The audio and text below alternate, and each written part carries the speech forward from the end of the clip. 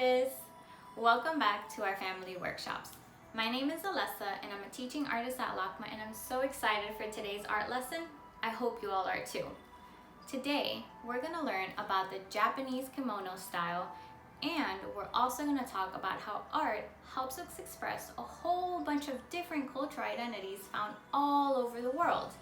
We're also going to be able to create our own origami art inspired by this kimono dress, but the only difference is that we're going to be able to put our own little cultural spin to it to make it unique to ourselves.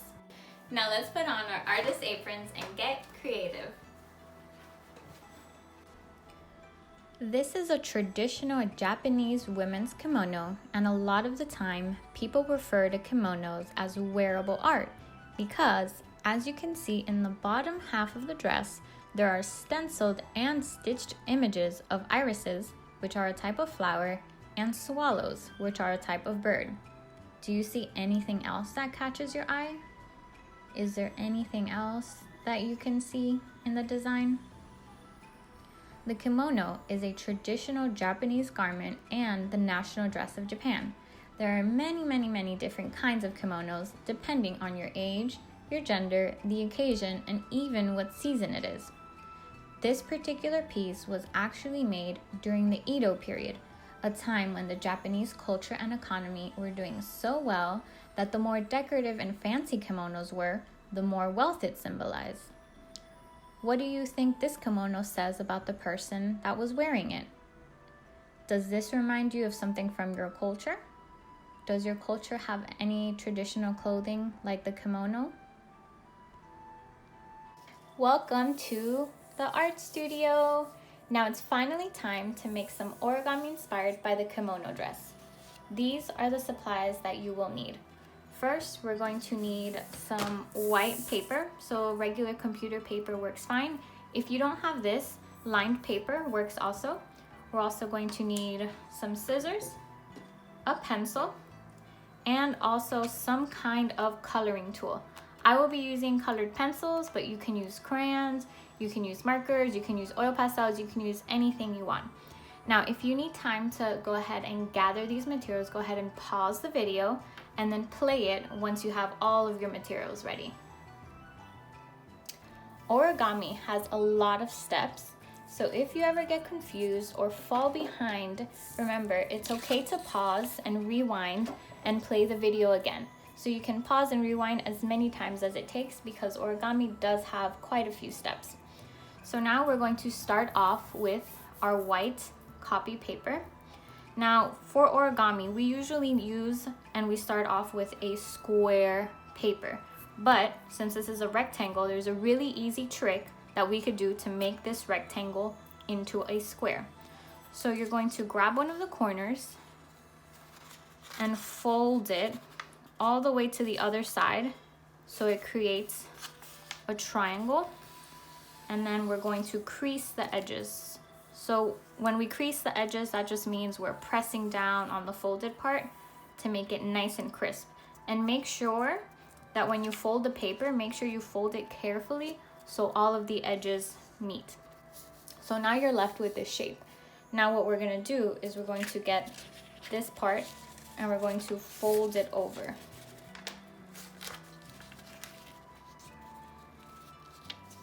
And then we want to crease the edges. And then that way when we open it up, you have a square right here and you have this little piece. So now we take our scissors and you're going to cut this skinny rectangle. And we want to make sure we're cutting carefully.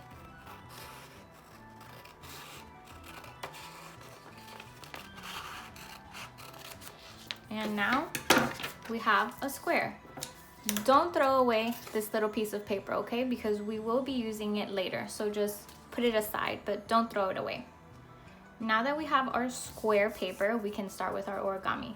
So the first step is we are going to fold the paper in half. It doesn't matter which way you fold it because since it's a square, it will always match up. And remember, we want to make sure the edges match up perfectly, and we want to crease the edges. Okay, so again, all I did was fold it in half. Now once you have your paper folded in half, you're going to open it up. That way this bottom flap is facing you, and you're going to pick up this bottom half and you're going to fold it only to the center of the line. And then you're going to do the same thing to the top side. We're gonna fold it and we're gonna meet in the center. And again, remember to crease your edges. And then what we're gonna do is we're going to flip it, and then we're going to pick up this little piece, and we want to make sure this bottom flap is sticking out, and we're going to meet at the center again. And we're going to do the same thing to the top side. We're going to pick it up so this bottom flap sticks out, and we're going to meet at the center again.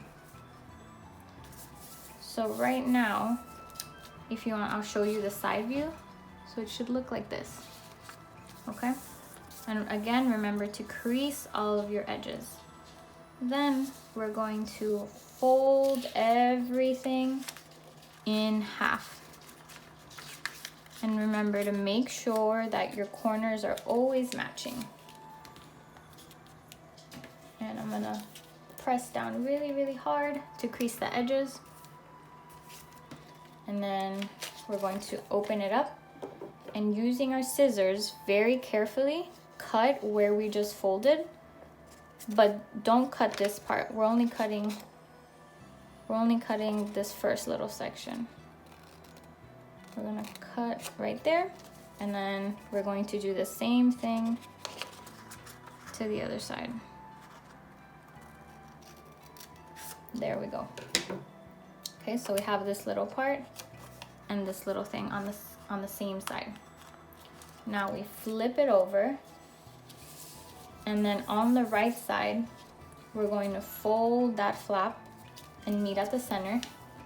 And we're gonna do the same thing on the bottom side. We're gonna fold the little flap and meet at the center. And now we're gonna focus on this piece. Now for this part, we're going to fold it, but put your finger right under here and make it meet your finger. That way you have a finger space, okay? Don't fold it all the way. Put your finger and have it meet your finger. And then after you fold it, we're gonna fold it over our finger now. So put your finger right here, fold it over, and wherever it stops is where you fold it. And again, remember to crease all of your edges. If some things are sticking up, you can go back and crease them with all of your strength. And now what we're gonna do is push. If you push this little piece back, it's going to create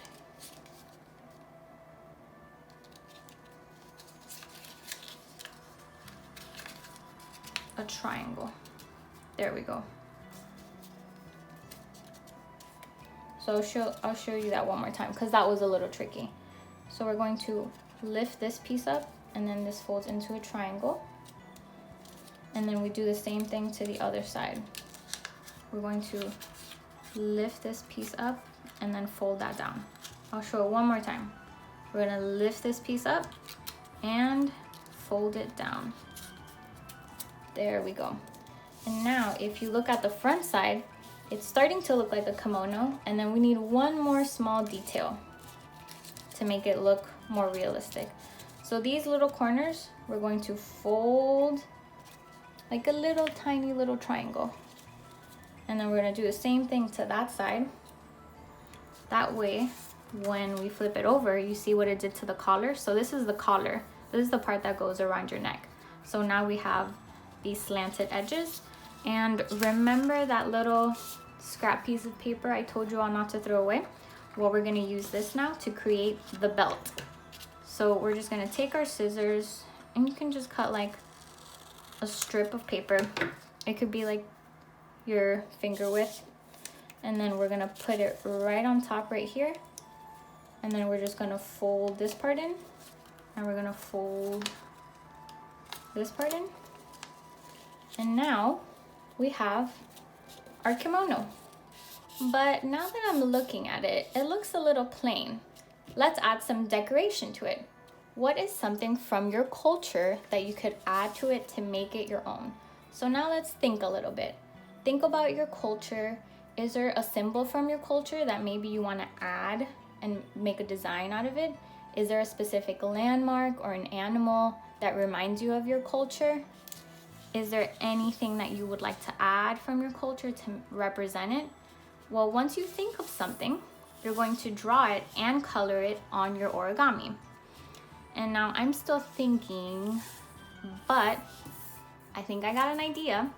So my family is originally from Peru, and in Peru we have this ancient civilization called the Incas, and the Incas actually worshipped the sun god.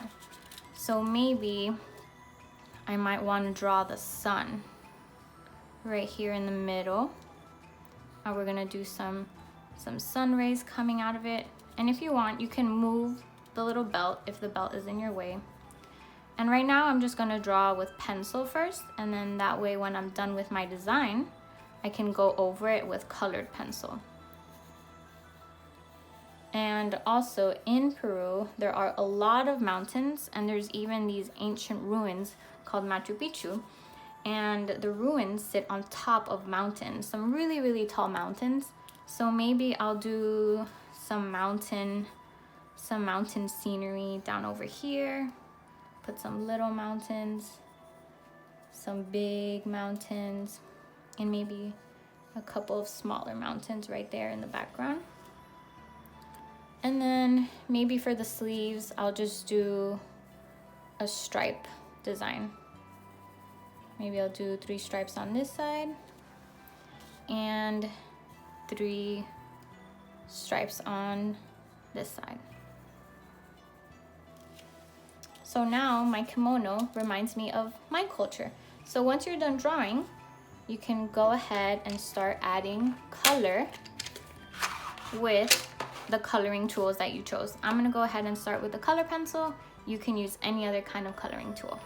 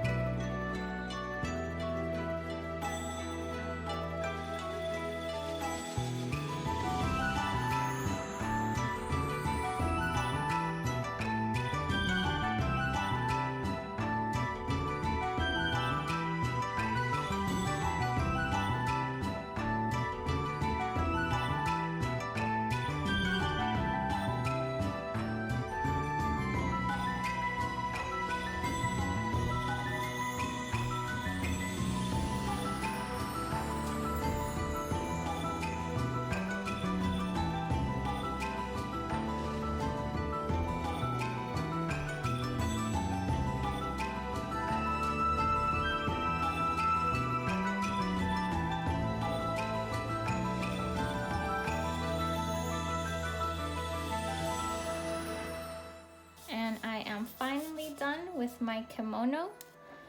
Don't forget to add the belt back if you took it out, and it's a nice detail also to color the belt. And once you put the belt back on, you have your own kimono that is inspired by your own culture. Thank you so much for joining us in these creative art workshops. I had so much fun creating with you all. I hope you keep finding ways to express your own cultural identity in your art and to keep experimenting with origami. Don't forget to click subscribe below and to keep coming back. Bye everyone. Sayonara. Adios.